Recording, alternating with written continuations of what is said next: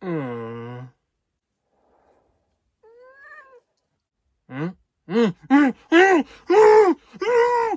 Oh, mm, ah, ah, no! No! What the fuck are you doing? Ah, ah, ah, ah,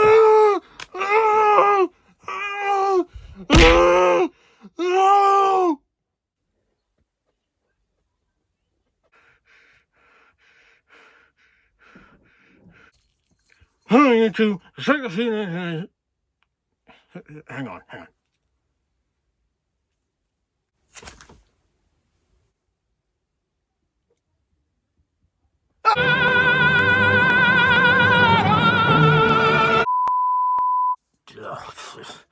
Just kidding.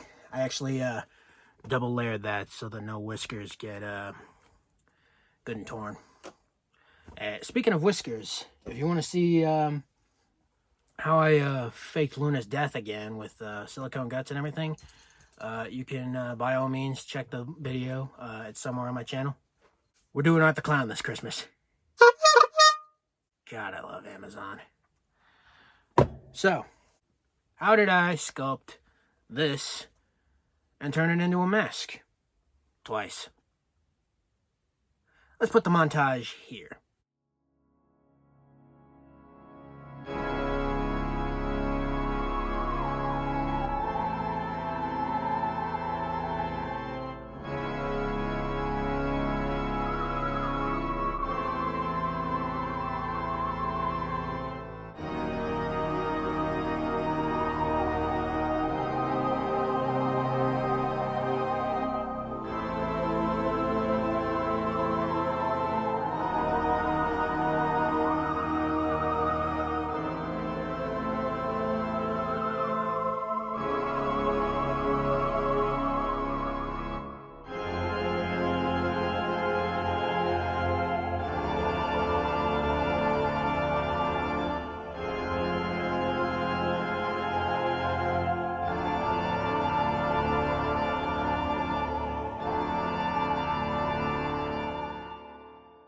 Because ultimately, even if you've seen it, you know, the process really just needs to be, I guess, mansplained a while. So it starts off with a clay sculpture, Wed clay. That's W-E-D clay.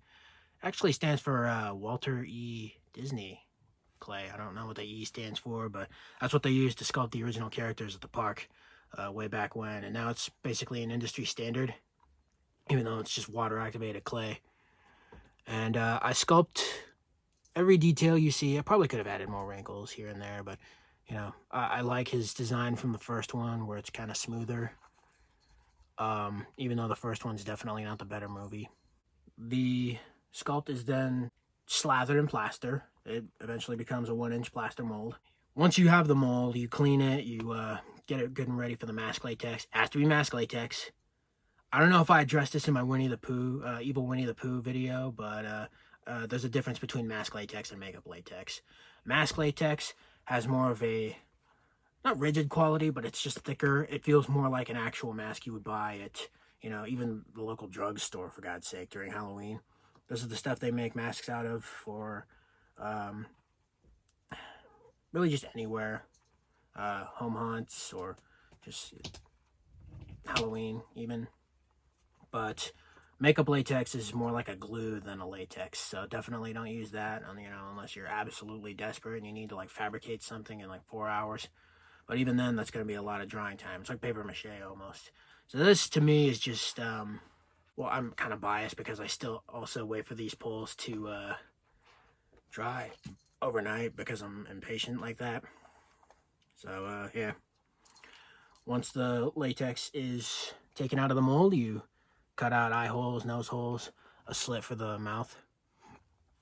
And you probably should use Velcro, but, you know, my dumbass thought that elastic strap would be higher end, so I guess there's that. And I did it twice because I wanted a bloody one and a non-bloody one. As far as painting the blood, you could use many things, but I preferred to make my own just because it was cheaper. It's what I had on hand. I used watered down red paint, But as far as painting the mask itself, you're going to need a base that has the mask latex mixed with the paint in and of itself. And the painting technique is as simple as 1/3 casting latex, 1/3 distilled water, and 1/3 either acrylic craft paint or acrylic house paint. It really doesn't matter. Each is going to be flexible enough, because I didn't just do that with one or the other. That's how I based out both of these, with the latex paint for white, the base white. And I did this maybe 3 or 4 coats over just to get it good and opaque. I wanted it to look like face paint, and I think I achieved that, especially how it looks after it's been powdered and set. So everything else, as far as the face paint and teeth details, even the underlines of the eyes, the pink area of the eyes, that was all achieved with just regular acrylic paint. Honestly, it's the apple barrel stuff.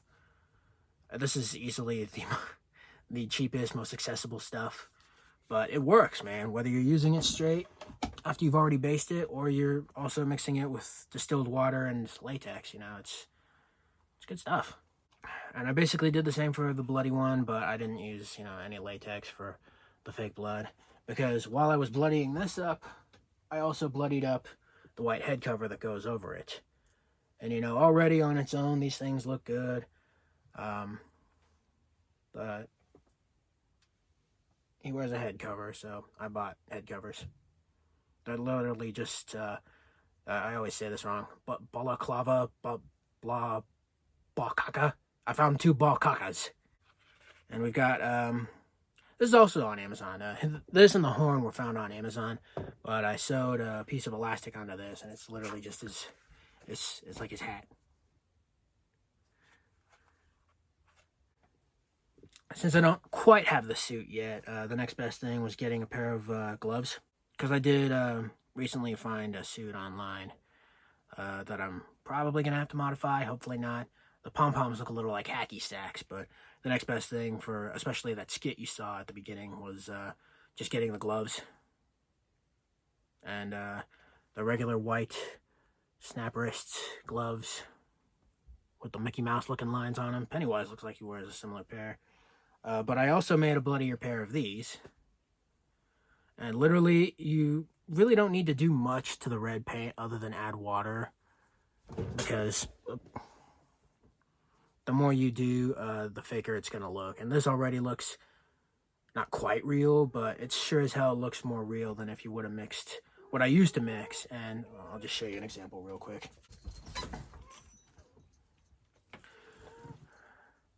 If you just use regular red paint, it's going to look okay, you know, not real, but okay.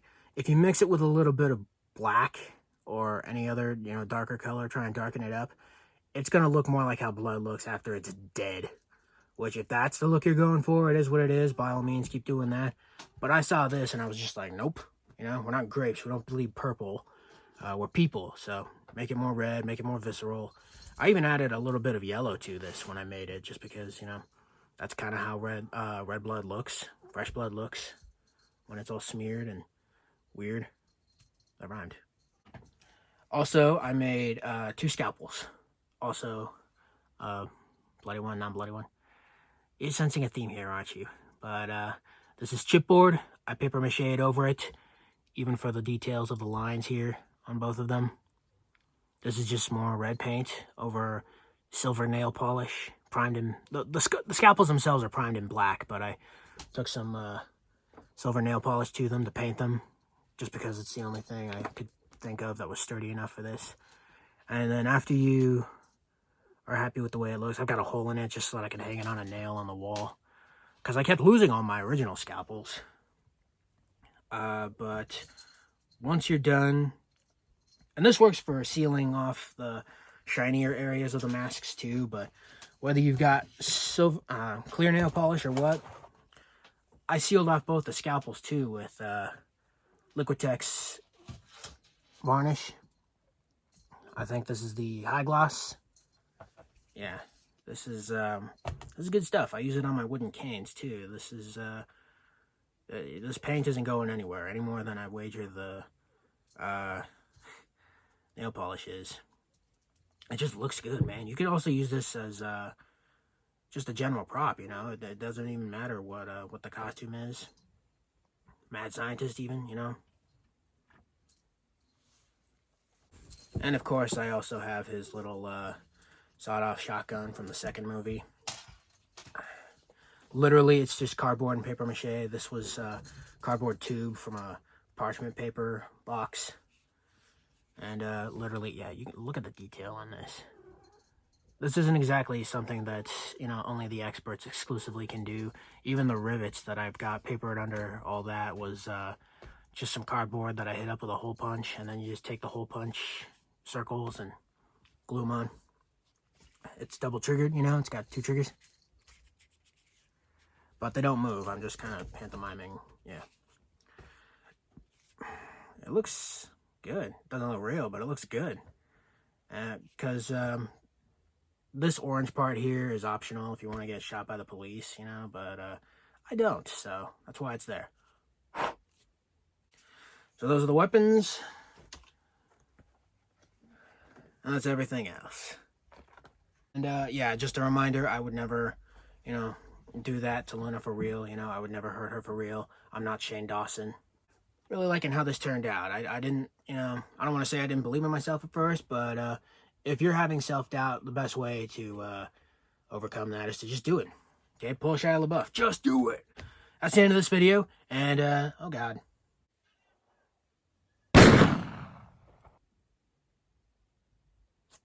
If you like, please like. Feel free to share your obscure little thoughts in the comments below, as well as to share the video itself. Subscribe if you wish to see more. Don't forget to hit the bell if you do. And as always, thank you so very much for watching. And I love you all.